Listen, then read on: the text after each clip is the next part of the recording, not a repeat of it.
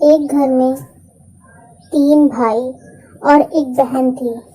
बड़ा और छोटा पढ़ने में बहुत तेज थे।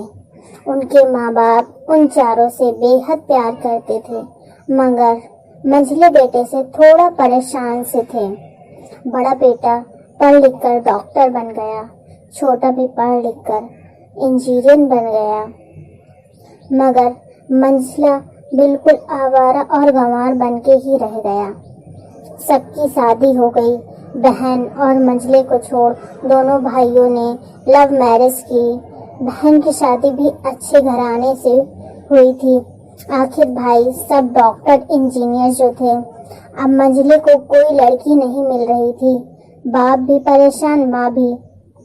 बहन जब भी मायके आती सबसे पहले छोटे भाई और बड़े भैया से मिलती, मगर मंझले से कम ही मिलती थी, क्योंकि वह ना तो कुछ दे सकता था और ना ही वह जल्दी घर पे मिलता था। वैसे वह दिहाड़ी मजदूरी करता था, पढ़ नहीं सका तो नौकरी कौन देता। मंझले की शादी किए बिना बाप गुजर गए। माँ ने सोचा कहीं अब बंटवारे की बात ना निकले, इसलिए अपने ही गांव में एक सीधी सादी लड़की से मंझले की शादी करवा दी।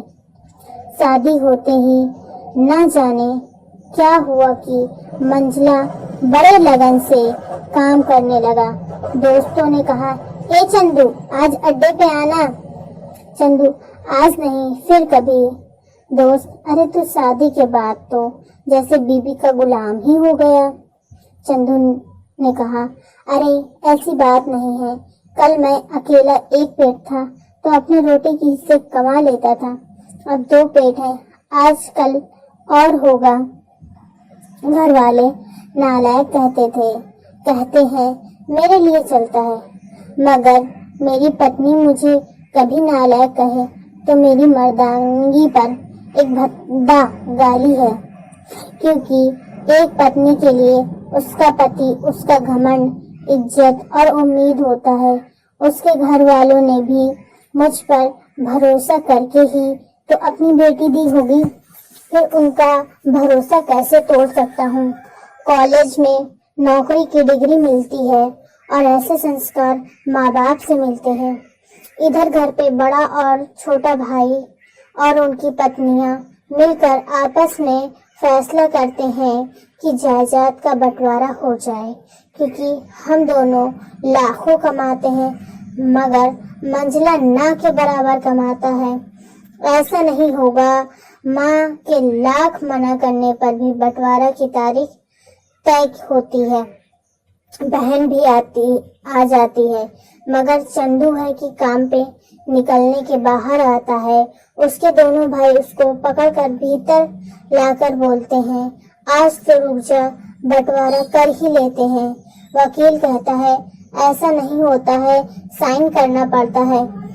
चंदू, तुम लोग बंटवारा करो, मेरे हिस्से में जो देना है दे देना, मैं शाम को आकर अपना बड़ा सा अंगूठा चिपका दूंगा पेपर पर। बहन, अरे बेवकूफ, तू गंवार का गंवार ही रहेगा। तेरी किस्मत अच्छी है कि तू इतने अच्छे भाई और भैया मिले। माँ, अरे चंदू आज रुक जा, बंटवारे में कुल 10 बीघा जमीन में दोनों भाई 5-5 रख लेते हैं और चंदू को पुश्तैनी घर छोड़ देते हैं। तभी चंदू जोर से चिल्लाता है, अरे फिर हमारी छुटकी का हिस्सा कौन सा है? दोनों भाई हंसकर बोलते हैं, अरे मूर्ख, बंटवारा भाइयों में होता है और बहनों के हिस्से में सिर्फ उसका मायका ही है। चंदू, ओ शायद पढ़ा लिखा ना होना भी मूर्खता ही है। ठीक है, आप दोनों ऐसा करो, मेरे हिस्से की वसीयत मेरी बहन छुटकी के नाम कर दो। दोनों भाई चकित होकर बोले, और तू? चंदू माँ की ओर देखते मुस्कुरा के बोलता है, मेरे हिस्से में माँ है ना। फिर अपनी बीवी की ओर देखकर बोलता है मुस्कुरा के, क्यों चंदनी जी, क्या मैं गलत कहा? चंदनी अपनी सास से लिपट कर कहती है, इससे बड़ी वसीयत क्या होगी मेरे लिए कि मुझे माँ जैसी सासू मिली और बाप जैसा ख्याल रखने वाला पति। बस यही सब थे जो बंटवारे को सन्नाटे में बदल दिया। बहन दौड़कर अपने गंवार भैया से गले लगकर रोते हुए कहती है, माफ कर दो भैया मुझे, क्योंकि मैं समझ ना सकी आपको। चंदू, इस घर में तेरा भी उतना ही अधिकार है जितना हम सभी का। बहुओं को जलाने की हिम्मत किसी में नहीं, मगर फिर भी जलाई जाती हैं, क्योंकि शादी के बाद हर भाई हर बाप उसे पराया समझने लगते हैं। मगर मेरे लिए तुम सब बहुत अजीज हो, चाहे पास रहो या दूर। माँ का चुनाव इसलिए किया ताकि तुम सब हमेशा मुझे याद आओ, क्योंकि ये वही कोख है जहाँ हमने 7-7 9-9 महीने गुजारे। माँ के साथ तुम्हारी यादों को भी मैं रख रहा हूँ। दोनों भाई दौड़कर मंजिले से गले मिलकर रोते कहते हैं, आज तो तू सचमुच का बाबा लग रहा है। सबकी पलकों पे पानी ही पानी। सब एक साथ फिर से रहने लगे।